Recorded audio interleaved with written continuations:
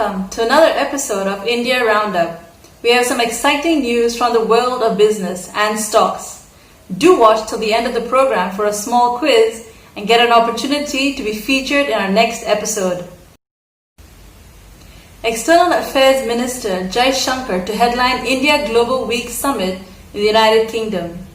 The summit is on the vision for a post-pandemic world. It will be one of the biggest international events on India's globalization. The theme is Be the Revival, India and a Better New World. The three-day conference between July 9th and 11th will offer a virtual platform to explore business, strategic and cultural opportunities that India has to offer the world and deliberate on the challenges faced globally beyond COVID-19. It will also feature country-specific sessions on Australia, Japan, Singapore, the United States, the UK. Manoj Ladwa, the founder and CEO of India Inc. Group, the organizers of the annual conference, said, "As we emerge out of the shadows of COVID-19, let us direct our energies towards understanding challenges and making informed decisions to rebuild the post-pandemic world." This event is being held virtually due to the coronavirus lockdown scenario.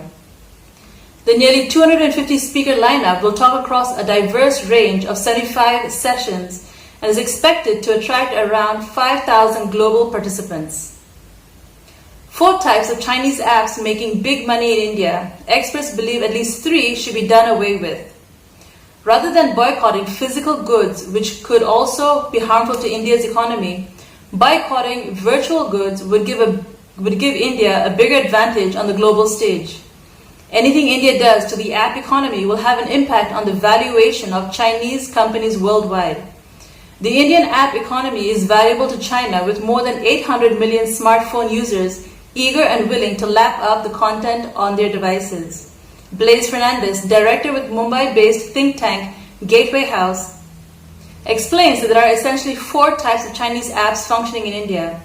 Apps with economic viability like payment apps, vanity apps like Alibaba and Tencent, apps with nuisance value like apps used to create disharmony and misinformation, and those that push Chinese propaganda like apps that don't serve Indian interests and those that have an investment from the Chinese government.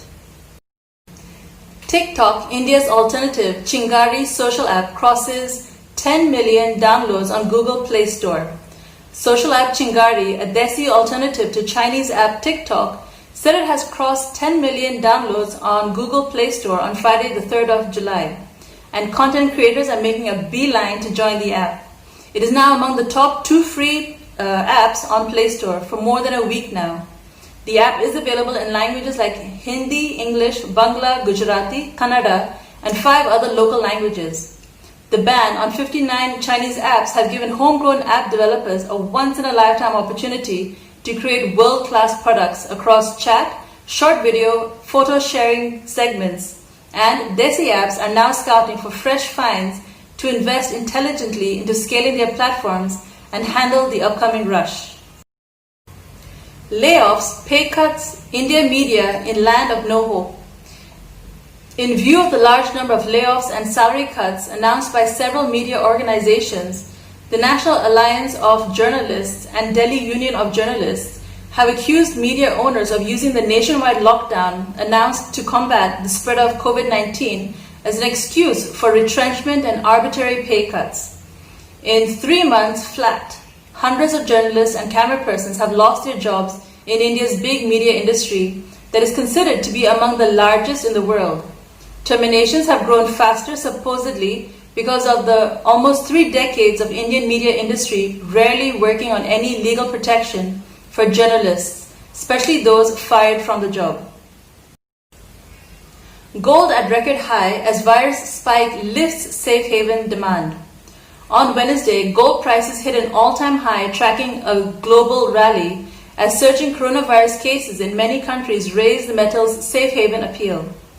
Gold futures hit an all-time high of rupees 48,871 per 10 grams in early trade, taking their gains to 25% in 2020 so far.